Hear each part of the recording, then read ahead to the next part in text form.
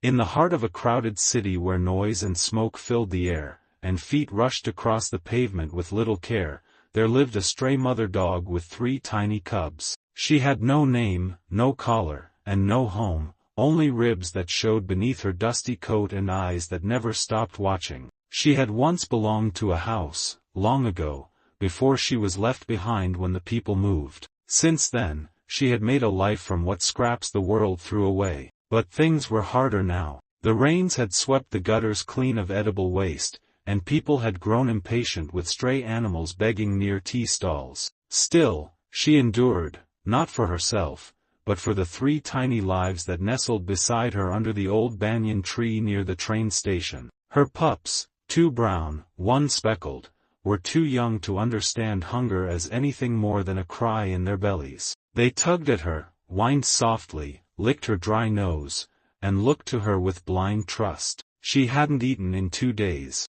That morning, she left them hidden in a corner behind the banyan's thick roots, licking each gently before trotting out into the morning chaos. She moved quickly, ears low, body close to the ground, nose twitching for scent. She sniffed near garbage heaps, behind snack stalls, even around bus stops. Nothing. But then, she caught a scent. Warm rice. Meat. She followed it to a construction site where a man sat on the edge of a low wall, eating from a steel tiffin. His hands were dark with work, his shirt damp with sweat, but his face was calm. He scooped a bite into his mouth, chewing slowly, looking out across the road. The mother dog stopped a few feet away. She didn't bark or whine. She just stood there, ribs showing, ears drawn back. Her eyes, tired, hollow, and humble, fixed on him. He noticed her, paused mid-bite. "What now?" he said softly. "Another beggar."